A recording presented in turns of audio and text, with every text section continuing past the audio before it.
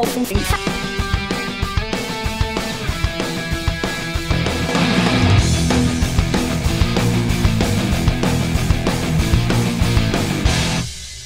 what's up guys? Welcome back.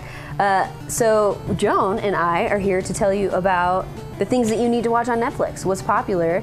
We got 2 shows specifically that we've chosen, and we both have, you know, our own opinions. We have different feelings towards both of them as we've previously discussed. But if you can feel ties to either one of us, you know, why not? Just lose your life in both of these shows. You're gonna like what we have to say, I think. I think so, yeah. Absolutely. Well, let's get into it. So the first show that we're gonna talk about today is called Peaky Blinders. Now, this is a show that was... It's not Pinky, it's Peaky. It's not Pinky. It's not Pinky. It's Peaky. And it's actually, it was originally produced, and still is, in Britain for BBC, and now it's picked up by Netflix, so it is considered, I guess, a Netflix original is what they call it. Peaky Blinders is about this mob group of gentlemen in 1919, Birmingham, England. And basically it's comprised mostly of the Shelby family. And Thomas Shelby's the leader, and he is... gorgeous.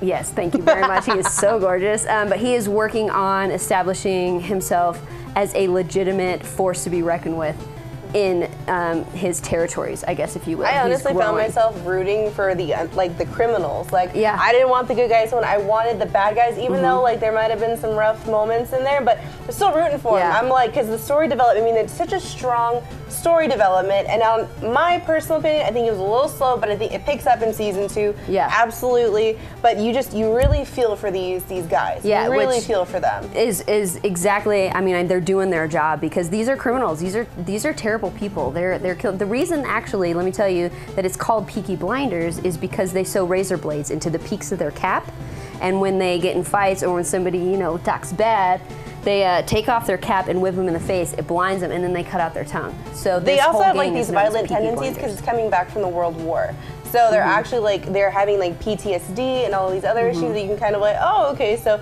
they're not really adjusted back into the real society feeling yet. They're just like, I need to be rah! Yeah, I mean, I think those are definitely big elements that that affect, you know, their decision making and things like that. They came back changed men.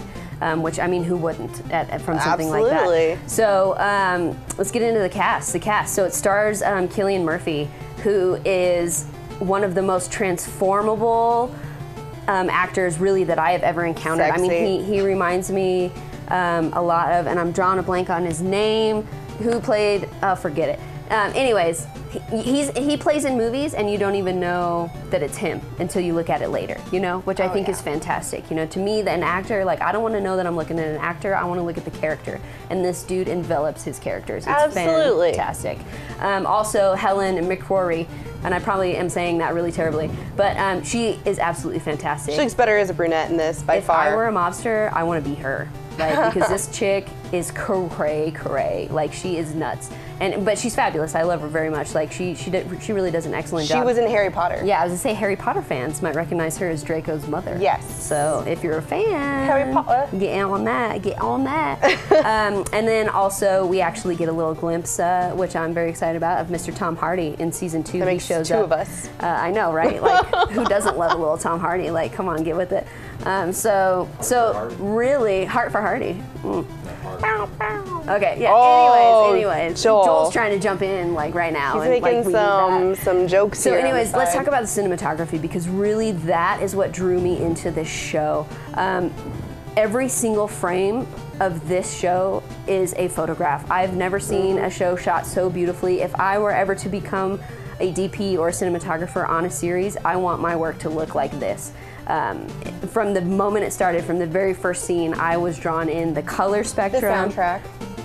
Yeah, so yes, the soundtrack is fantastic as well. The soundtrack is great. I love that the original score that they wrote for the titles and stuff like that. I mean, it's really good. I think if you're a filmmaker, you need to watch this show, because this is all about storytelling, this is all about cinematography, and this is the way that you sell a show. And Ashley, you have such a strong background in film. I honestly feel like you have more of an appreciation, and people that do come from the film industry will respect this film even more than just people that are just tuning into a random show. The composition is something that I've never seen on a TV show. Like, the way they compose each frame, it's so creative and interesting, and it completely draws you in. It's nothing stereotypical that, you know, like, oh, film school, you're supposed to do it just like this. No, they completely break the mold, and it's completely worth it.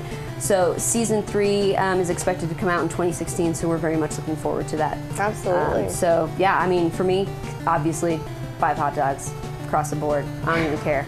5 hot dogs. I gotta give it 4 hot dogs. Still love it, absolutely. But like I said, there was just like some slow moments for me. But it's a must see. Yeah, absolutely. Let's talk about Gotham, dude. Like, we're gonna talk about Gotham. Oh my gosh. Yeah. So Peaky was Ashley's and Gotham is mine. What I was just I don't have cable, so for me, like, this is the one thing that I'm looking forward to, streaming online on Netflix. Basically, Gotham, it started back in 2014. Each episode runs about 42 minutes. It gives you the whole backstory of Gotham. I mean, that is like one of the coolest parts, is the whole Gotham has its own background, which just builds into this. And I mean, the character development, it has mob families. It's starring, let's see, we've got Harvey Bullock, which is Donald Logue. We have James Gordon, played by Ben McKenzie. We've got Bruce Wayne by David Mazouz, and Fish Mooney by none other Jada Pinkett Smith. And I mean, like, this whole show, you're getting to know Alfred, you're getting to know Oswald, who actually plays the Penguin, who actually, personally, in my opinion, he monopolizes this entire show and is just the complete obvious BA. Really? You think so? Personally, just That's because, I mean, interesting. he starts off kind of slow, has this little swagger penguin walk, which he obviously finds offensive, but he just comes into it and just dominates it. And personally, I feel the second season, he's gonna have a very strong role in that Which too. starts this fall, right? Second season? Yeah, that's awesome. I mean, it's also just really neat to see this relationship he has with Gordon, to see, like, okay, the different favors or favor that he owes, and you know, this is spoiler free. Like, I'm not gonna go into like details about, you know what, like, though? shenanigans. I will say, like, my favorite characters in this show are Alfred and the Riddler. I'm not gonna lie, I didn't care for this show. I didn't care for it very much. I'm sorry, guys. I'm sorry to say that. Like, the story didn't grab me. I didn't care about any of the characters. Like I said, most entertaining to me was Alfred and the Riddler. Everything else, I like forced myself to get through. Alfred was, I mean, just like a ninja. He was a British ninja. Yeah, that's why I like him. I mean, it was so neat to see him raising Bruce and to see that development. So when you see the older films when he's actually an adult, when he's Batman, you're like, oh, well, this totally makes sense why they're so close. And you see the ties of Bruce, because you see, I mean, the main beginning of this film is, you know, finding out who really killed Bruce's parents. Yeah. I mean, that's the whole thing. That's where it starts. All right, how many hot dogs do you give it, Joan? 5. All right, 5 hot dogs for Joan. You get 2 from me, man. That's it.